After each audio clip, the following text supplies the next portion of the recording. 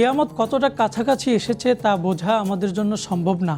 তবে নবীজির বলে যাওয়া কেয়ামতের ছোট ছোট আলামত বলে দেয় কেয়ামত ঘনিয়ে আসছে। কেয়ামত হতে হয়তো আর বেশি দেরি নেই। ধীরে ধীরে প্রকাশিত হওয়া কিছু ছোট আলামতের মধ্যে রয়েছে ফুরাত নদী থেকে স্বর্ণের পাহাড় প্রকাশিত হওয়া, আরব ভূখণ্ড সবুজ তৃণলতায় ভরে যাওয়া এবং মদ পান, ব্যভিচার ও সুদের প্রচলন বেড়ে যাওয়া ইত্যাদি। হজরত আনাস রাদিয়াল্লাহু তাআলা আনহু থেকে বর্ণিত, তিনি বলেন, আমি রাসূলুল্লাহ সাল্লাল্লাহু আলাইহি ওয়াসাল্লামের কাছ থেকে এমন একটি হাদিস শুনেছি যা আমি ছাড়া আর কেউ তোমাদের বর্ণনা করবে না।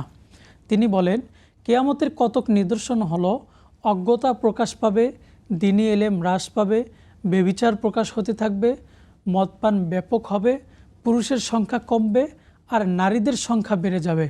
এমনকি 50 জন নারীর পরিচালক হবে একজন পুরুষ। আরব ভূমিতে বিশেষ করে মক্কা ও মদিনায় সাধারণত সবুজ গাছপালা ও তৃণলতা দেখা যায় না, কিন্তু নবীজি সাল্লাল্লাহু আলাইহি ওয়াসাল্লাম বলেছেন, লা তাকুমুস সাআতু হাত্তা তাউদা আরদুল আরব মুরুজান ওয়া আনহারা, অর্থাৎ ততদিন পর্যন্ত কিয়ামত প্রতিষ্ঠিত হবে না যতদিন পর্যন্ত না আরব উপদ্বীপ গাছপালা ও নদী নালায় পূর্ণ হবে।